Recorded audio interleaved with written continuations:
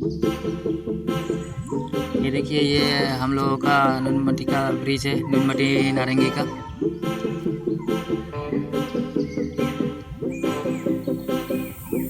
बहुत दिन के बाद हम लोग इधर आया है आज।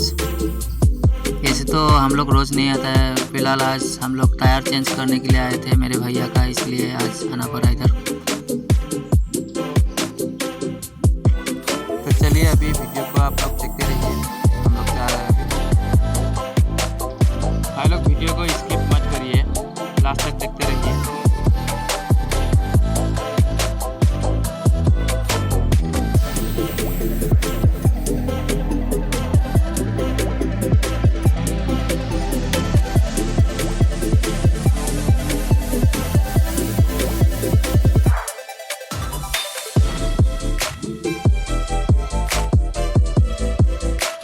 ये देखिए टायर का फाइनल लुक कैसा लग रहा है आप लोगों को, प्लीज़ कमेंट में बता देना।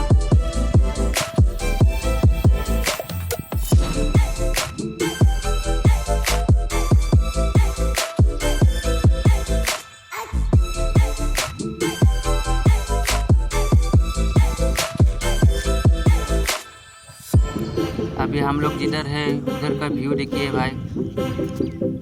अच्छा लगा तो लाइक कर देना, सब्सक्राइब कर देना। मिलते हैं नेक्स्ट वीडियो में, तब तक बाय बाय।